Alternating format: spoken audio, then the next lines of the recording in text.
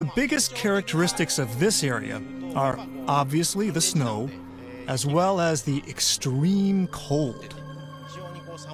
Visually, it's very different from the areas in the main game, and things such as snow effects and other visual elements of the stage have had a lot of particular care put into them.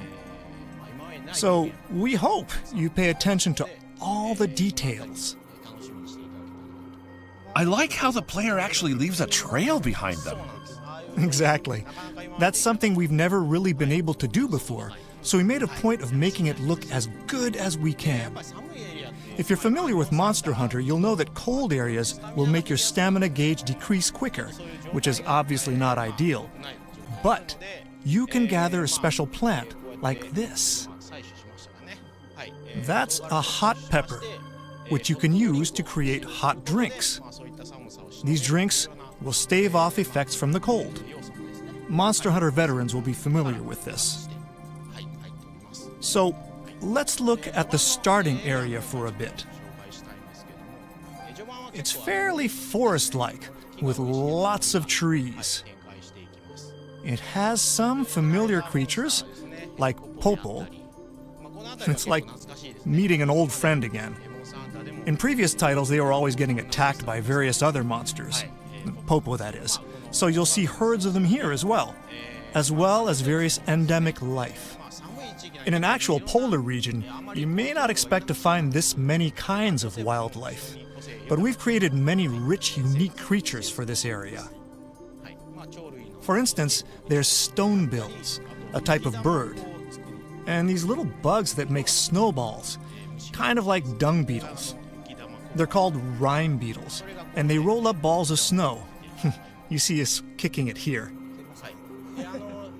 And these rolled up snowballs contain crystal burst, and you can use this crystal burst as slinger ammo. Of course, this locale has its own wing drakes too, called Cortos.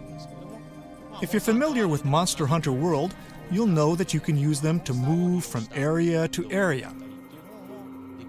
So, we hope players can continue to use them to make it easier to get around in these big locales. Oh, that looks nice and warm. Yeah. We figured that in a cold area like this, you'll want to be able to warm yourself up somehow. So, we added these natural hot springs.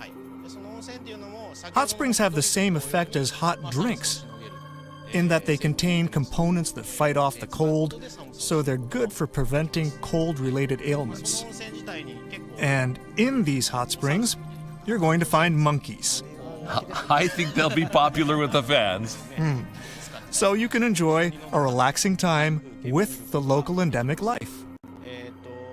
So, this new locale, the Hoarfrost Reach, is a newly discovered region. So, you're going to have to explore it. And you'll open up new parts of the map as the story of Iceborne progresses. In the beginning, there'll be some areas you can't reach. But once you get to the midpoint of the story, it'll open up. And in the end, it'll be the largest region in Monster Hunter World so far. So, there'll be plenty to explore and play around with.